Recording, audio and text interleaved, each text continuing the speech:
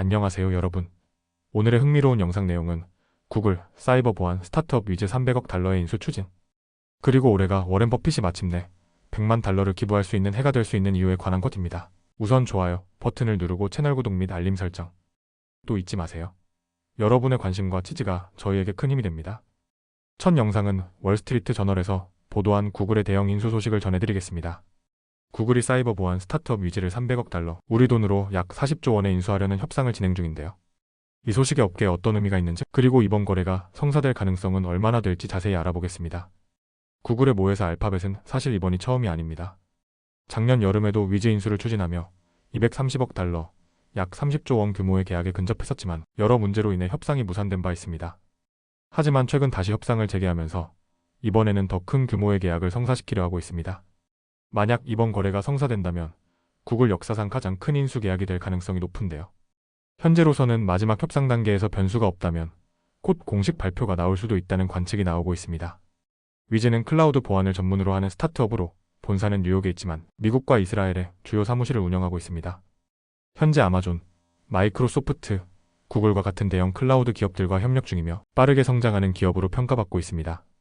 구글이 이 회사를 인수하려는 이유는 바로 클라우드 보안 강화 때문입니다. 현재 구글의 클라우드 사업은 경쟁사들보다 뒤처져 있는 상황인데요. 하지만 생성형 AI 시장이 폭발적으로 성장하면서 데이터 보안의 중요성이 더욱 커지고 있습니다. 위즈의 기술을 활용하면 구글 클라우드의 보안 기능을 대폭 강화하고 더 많은 고객을 확보할 수 있을 것으로 예상됩니다. 구글은 과거에도 대형 인수 거래를 진행해 왔습니다. 가장 큰 규모였던 인수는 2012년 모토로라 모빌리티를 125억 달러에 인수한 것이었고, 이후 핏빛 21억 달러, 네스트 32억 달러 등을 사들였습니다. 또한 유튜브, 더블클릭, 웨이즈 등의 인수도 있었죠. 이번 위즈 인수는 단순히 구글의 가장 큰 거래일 뿐만 아니라 올해 전 세계 기술업계에서 가장 큰 인수 거래 중 하나가 될 것으로 보입니다. 하지만 이번 인수가 순조롭게 진행될지는 미지수입니다. 현재 구글은 두 건의 반독점 소송을 진행 중인데요. 하나는 검색사업 독점 논란이고 다른 하나는 광고기술 사업 관련 소송입니다. 이미 법원에서는 구글이 검색시장에서 독점적 지위를 남용했다는 판결을 내린 바 있습니다. 따라서 미국 규제 당국이 위즈 인수를 승인할지 여부도 주목할 만한 부분입니다. 바이든 정부에서는 대기업의 독점을 막기 위해 기술기업의 대형 인수에 강력한 규제를 적용하고 있으며 이번 거래가 그 시험대가 될 것으로 보입니다. 한편 위즈는 최근 몇 년 사이 역대 가장 빠르게 성장한 사이버 보안 스타트업 중 하나로 평가받고 있습니다. 이 회사는 2020년에 설립된 후 불과 4년 만에 기업 가치가 160억 달러 약 21조 원로 급등했으며 세쿼이아 캐피털, 안드리센 호로이츠, 인덱스 벤처스 등 실리콘밸리의 유력 투자자들로부터 대규모 투자를 받았습니다. 사실 위즈는 IPO 기업 공개를 고려하고 있었습니다. 하지만 지난해 시장 상황이 좋지 않아 기업 공개를 보류했으며 그 이후 여러 기업들과 인수 협상을 다시 진행해왔습니다. 또한 트럼프 대통령의 행정부가 출범하면서 기업 인수합병 규제가 완화될 가능성이 제기되고 있습니다. 트럼프 대통령은 기술 기업들의 자유로운 경쟁을 강조하는 입장이기 때문에 바이든 행정부 때보다 이번 인수가 규제 당국의 반대에 부딪힐 가능성이 낮아질 수 있다는 관측도 나오고 있습니다. 다만 트럼프 행정부 내에서도 부통령 제이디 벤스를 비롯한 일부 인사들은 픽테크 기업에 대해 회의적인 입장을 보이고 있으며 이에 따라 구글의 대형 인수가 마냥 순조롭게 진행되지는 않을 가능성도 있습니다. 특히 연방거래위원회 FTC 위원장인 앤드류 퍼거슨이 전임자 리나 칸이 내세운 엄격한 합병 규제를 그대로 유지하겠다고 밝히면서 규제 당국이 이 거래를 면밀히 검토할 가능성이 높아졌습니다. 이번 거래가 성사된다면 구글뿐만 아니라 전 세계 기술업계에 큰 영향을 미칠 것입니다. 한편으로는 구글이 클라우드 시장에서 아마존과 마이크로소프트를 따라잡기 위한 강력한 전략적 행보로 볼 수 있으며, 다른 한편으로는 기술 기업들의 대형 인수가 규제 당국의 새로운 시험대가 될 것입니다. 이제 가장 큰 관심사는 과연 구글이 이번 거래를 성공적으로 마무리할 수 있을지입니다. 반독점 규제를 넘어설 수 있을까요? 그리고 위즈의 보안 기술이 구글의 클라우드 사업을 한 단계 도약시킬 수 있을까요? 앞으로도 이 거래의 진행 상황을 주목해봐야 할 것 같습니다. 다음 영상은 월스트리트 저널에서 보도한 흥미로운 소식을 전해드리겠습니다. 바로 전설적인 투자자이자 포크셔 해서웨이의 회장인 워런 버핏이 올해 마침내 100만 달러 상금을 기부할 수 있을지에 대한 이야기인데요. 매년 3월이 되면 미국에서는 NCAA 남자 대학 농구 토너먼트 일명 3월의 광란이 펼쳐집니다. 이 대회에서는 많은 사람들이 자신의 예측을 바탕으로 승리팀을 맞추는 브래킷 콘테스트에 참가하는데요. 버크셔 해서웨이 역시 직원들을 대상으로 이 대회를 진행해왔습니다. 그리고 워런 버핏은 10년 넘게 이 대회에서 100만 달러 상금을 지급할 우승자를 기다려왔죠. 하지만 안타깝게도 아직까지 그 주인공은 나오지 않았습니다. 그렇다면 왜 이렇게 어렵냐고요? 버핏이 제시한 조건 때문입니다.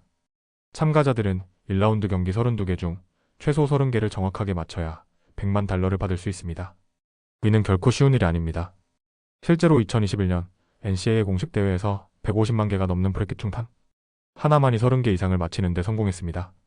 그래서 올해 버핏은 상금을 더 쉽게 받을 수 있도록 규칙을 조정했습니다.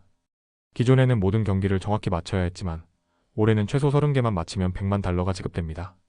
또한 준우승자에게도 10만 달러가 지급되는데요. 이로 인해 많은 직원들이 더 큰 기대감을 갖고 참여하고 있습니다. 사실 버핏은 확률을 분석하는 데 있어 타의 추종을 불허하는 인물입니다.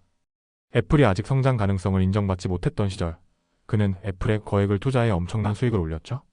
또한 버크셔 해서웨이는 보험 사업을 운영하며 자연재해부터 자동차 사고까지 다양한 위험을 고려해 수익을 창출하는 기업입니다. 그런데도 3월의 광란에서는 아직까지 100만 달러의 주인공이 나오지 않은 것이죠. 버핏은 올해도 기대를 걸고 있습니다. 실제로 2017년 대회에서는 최소 5명의 참가자가 32개 경기 중 31개를 마치는 데 성공했는데요. 당시 참가자였던 드웨인 존스는 29개 경기까지 연속으로 마치고 마지막에 한 경기에서 틀려 아쉽게 100만 달러를 놓쳤습니다. 하지만 그의 규정에 따라 10만 달러를 받을 수 있었죠? 이 소식을 들은 존스는 올해 규정이었다면 100만 달러를 받을 수 있었는데라며 아쉬움을 감추지 못했습니다. 하지만 버핏은 웃으며 존슨에게 올해도 도전해보라고 조언했습니다. 버크셔 해서웨이는 이번 대회에서 또 하나의 특별한 상금도 마련했는데요. 만약 토너먼트의 첫 48개 경기를 모두 마치는 참가자가 나온다면 그 사람에게 매년 100만 달러를 지급하는 평생 상금이 제공됩니다. 다만 이는 확률적으로 거의 불가능에 가까운 도전입니다. NCAA 측에 따르면 지금까지 1억 5천만 개 이상의 브래킷이 제출되었지만 첫 48개 경기를 모두 마친 사람은 단 한 명뿐이었습니다. 그렇다면 직원들의 반응은 어떨까요? 버크셔 해서웨이의 여러 직원들이 매년 이 대회에 참가하고 있는데요. 한 참가자는 확률은 복권에 당첨되는 것과 비슷하지만 그래도 한번 도전해볼 만하다며 기대감을 내비쳤습니다. 또 다른 직원은 이 대회는 단순한 돈 문제가 아니라 동료들과 함께 즐길 수 있는 놀이 문화라며 긍정적인 반응을 보였죠. 그렇다면 올해는 과연 100만 달러의 주인공이 탄생할 수 있을까요? 워런 버핏은 올해는 그 어느 때보다 쉬운 규칙을 적용했다. 꼭 우승자가 나오길 바란다라고 말했는데요. 그의 바람이 현실이 될지 앞으로의 결과가 기대됩니다. 오늘은 여기까지입니다.